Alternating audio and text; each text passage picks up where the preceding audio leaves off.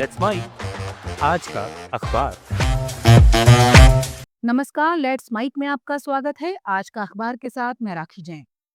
यहाँ हम देश दुनिया के सबसे बड़े और विश्वसनीय अखबारों से चुनते हैं वो रिपोर्ट्स जो सिर्फ खबर नहीं, आपकी समझ और सोच को गहराई देती हैं।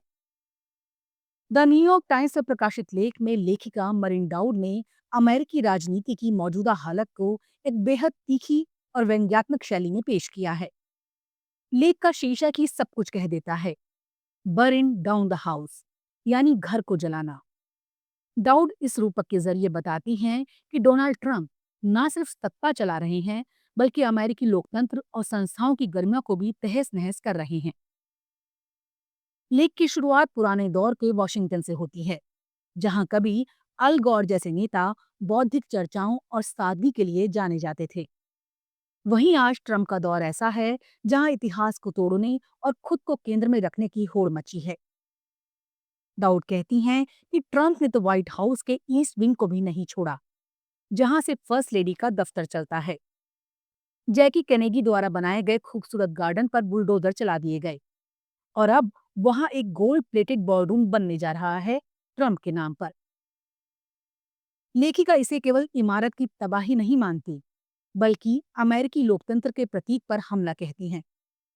जैसे पहले ट्रंप ने न्यूयॉर्क में बॉन्डविक टेलर की ऐतिहासिक इमारत गिराई थी, वैसे ही अब वो व्हाइट हाउस को अपनी ट्रंप टावर की तरह सजाने लगे हैं। लेखिका कहती हैं, ट्रंप का मकसद शासन चलाना नहीं, बल्कि राज करना है, जैसे किसी राजा का महल हो, ना कि जनता का घर। ट्रंप ने सत्ता को अपनी निजी संपत्ति की तरह इस्तेमाल किया है, न्याय विभाग को अपना निजी गैंग बना लिया, राजनीतिक विरोधियों पर मुकदमे ठोक दिए और अब तो सरकार से खुद को $230 मिलियन का मुआवजा देने की मांग कर रहे हैं, क्योंकि उन पर पहले जांच हुई थी। लेखिका कहती हैं, ये सेल्फ डीलिंग यानी आत्मलाभ का चरम है। लेख में ट्रंप की विदेश नीति पर भी कटाक्ष है, जैसे ब्राजील पर बदले की भावना से टैक्स लगाना, कनाडा से नाराज होकर बातचीत रोक देना और अर्जेंटीना के अपने दक्षिणपंथी साथी को अरबों डॉलर का बेल आउट देने की बात करना। सब कुछ व्यक्तिगत गुस्से और लाभ से तय हो रहा है, ना कि किसी नीति से। अंत में डाउड कहती हैं, कांग्रेस बेअसर हो गई है, संस्थाएं बिखर रही हैं और ट्रंप ऐसे बर्ताव कर रहे हैं जैसे वो कोई समुद्री लुटेरे हों। ये लेख सिर्फ ट्रंप पर व्यंग नहीं, बल्कि अमेरिकी लोकतंत्र की उस हालत का चित्र है जहां सत्ता का अहंकार संस्थाओं पर भारी पड़ रहा है। लेख का मर्म ये है कि ट्रंप ने सत्ता को एक निजी साम्राज्य बना दिया है, जहां संविधान, मर्यादा और परंपराएं उनके ब्रांड के आगे बौनी हो गई हैं। अमेरिका जो कभी लोकतंत्र का प्रतीक था, अब एक व्यक्ति की सनक से जूझ रहा है और यही है असली आग जो व्हाइट हाउस को भीतर से जला रही है। द गार्जियन में प्रकाशित लेख में इतिहासकार डेविड ए बेल ने फ्रांस की मौजूदा राजनीतिक और सामाजिक उथल-पुथल को लेकर गहरी चिंता जताई है, लेकिन साथ ही ये भी कहा है कि ये देश कई बार टूटने की कगार पर जाकर भी खुद को संभाल चुका है, यानी संकट गहरा जरूर है, पर घातक नहीं। लेख की शुरुआत फ्रांस के हालिया हालात से होती है। सरकार पंगु हालत में है, राष्ट्रपति इमैनुअल मैक्रों की लोकप्रियता 20% से नीचे है और बीते एक साल में 5 प्रधानमंत्री बदले जा चुके हैं। जनता का भरोसा राजनेताओं पर लगभग खत्म हो चुका है।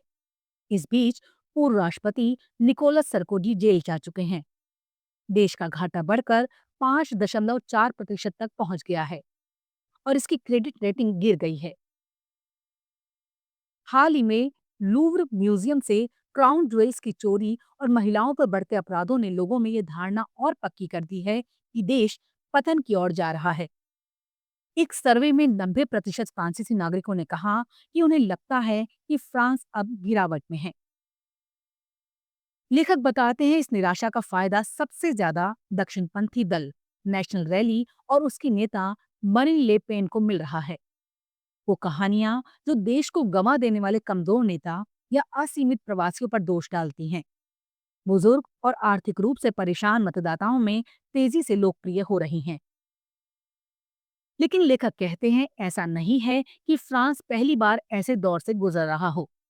18वीं सदी से लेकर अब तक फ्रांस ने अपने हर बड़े संकट, चाहे वो क्रांति हो, युद्ध हो या सामाजिक विभाजन, को किसी न किसी रूप में पार किया है। 1848 की क्रांति, 1871 की पेरिस कम्यून और द्वितीय विश्व युद्ध के दौरान भी फ्रांस गहराई से बटा हुआ था। फिर भी समय समय पर उसने खुद को पुनर्गठित किया और आगे बढ़ा। लेख ये भी याद दिलाता है कि फ्रांस में पतन की चिंता खुद एक परंपरा बन चुकी है। हर पीढ़ी अपने दौर को सबसे खराब समय मानती रही है, लेकिन देश हमेशा किसी नई ऊर्जा के साथ उभरा है। 2005 में जब मुस्लिम युवाओं के दंगे हुए थे, तब भी बहुतों ने कहा था कि फ्रांस टूट गया, लेकिन समाज धीरे धीरे उस घाव से निकला। आखिर में लेखक का निष्कर्ष यही है, फ्रांस इस वक्त टूटने के मूड में दिखता जरूर है, लेकिन उसकी आत्मा अब भी जीवित है। इतिहास बताता है ये देश गिरता जरूर है, मगर हर बार उठ खड़ा होता है। इस बार भी शायद वही कहानी दोहराई जाएगी। अल जजीरा में प्रकाशित लेख में एक फिलिस्तीनी नागरिक ने अपनी जिंदगी के जरिए ये दिखाया है कि सीज फायर के ऐलान के बावजूद गाजा में मौत और डर का सिलसिला अब भी जारी है। लेखक कहते हैं हमने युद्ध झेल लिया, लेकिन शायद इस झूठे युद्ध विराम को नहीं झेल पाएंगे। लेख की शुरुआत गाजा के मध्य इलाके अल जवायदा से होती है, जहां लेखक 10 दिन बाद पहली बार अपने परिवार के टेंट से बाहर निकले।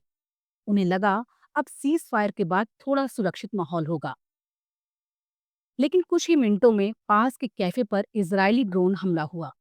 3 लोग मारे गए, कई घायल हुए। लेखक कहते हैं अगर हम कुछ मिनट पहले निकले होते तो शायद आज जिंदा ना होते।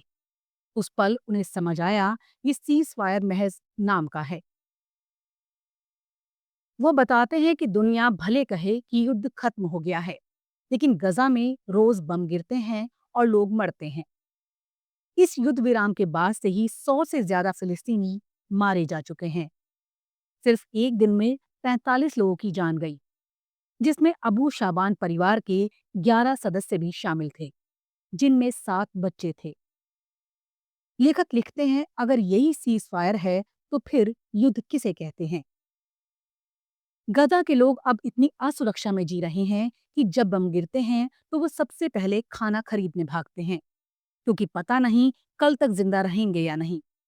इस दौरान इजराइल न सिर्फ बमबारी जारी रखे है, बल्कि मदद के ट्रक भी रोक दिए हैं। रोज 600 ट्रक के आने का वादा था, पर अब तक सिर्फ 15% सहायता पहुंची है। संयुक्त राष्ट्र की एजेंसियां भी अंदर नहीं जा पा रही। रफा बॉर्डर अब भी बंद है। घायल इलाज के लिए नहीं जा पा रहे, छात्र बाहर नहीं निकल पा रहे और परिवार बिछड़े हुए हैं।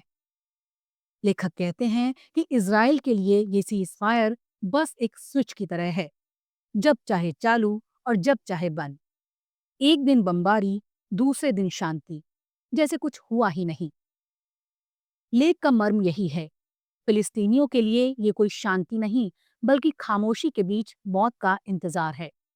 लेखक की पुकार है कि दुनिया अगर सच में इंसाफ चाहती है तो फिलिस्तीनियों के जीने के हक को पहचान कर उसे सुरक्षित करे, वरना वो बस सुर्खियों के आंकड़े बने रहेंगे, हर दिन किसी नए हमले के साथ। आज का अखबार में फिलहाल इतना ही। देखते रहिए, सुनते रहिए लेट्स माइक। नमस्कार। आप सुन रहे थे let's mic more than radio. Follow कीजिए हमें हमारे सोशल मीडिया प्लेटफॉर्म्स पर। It's time for news. It's time for more than radio. Presenting the first radio news app, Let's Mic. Let's Mic, a news-based app on your phone where you get to watch and listen news, talk shows, interviews, radio show podcasts.